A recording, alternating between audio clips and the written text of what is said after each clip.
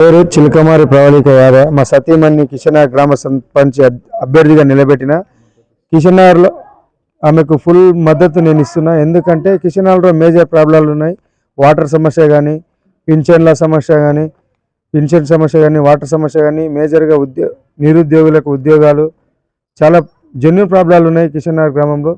అవన్నీ నెరవేర్చి ఎల్లవేళలా కిషన్నగర్ గ్రామ ప్రజలందరికీ చేదోడు వాదోడుగా ఉంటానని నా చిన్న విన్నపం. ఊరంతా మద్దతు ఇస్తారు. ఖచ్చితంగా నాకు యువకులు సపోర్ట్ చేస్తున్నారు.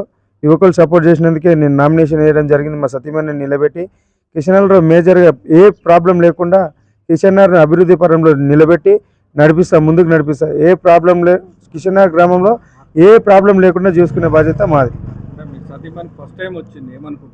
మా సతీమణి ఇంతకుముందు నేను వార్డు నెంబర్కు 2 సార్లు పోటీ చేసి స్వల్ప మెజారిటీతో ఓడిపోయాను.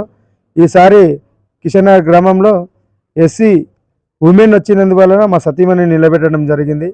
ఆమెకు అన్ని విధాలుగా నేను సహకరించి కిషన్నగర్ గ్రామాన్ని అభివృద్ధి పదంలో నడిపిస్తాం.